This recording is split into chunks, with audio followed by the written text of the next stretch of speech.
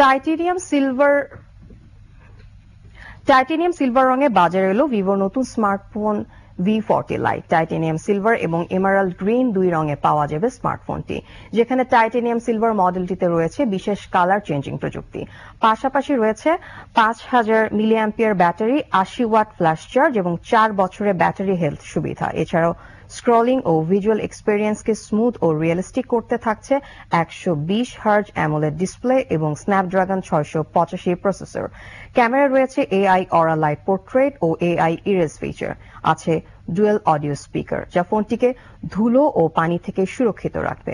স্মার্টফোনটির দাম 28,999 টাকা এবং 256 জিবির দাম পড়বে 31,999 টাকা।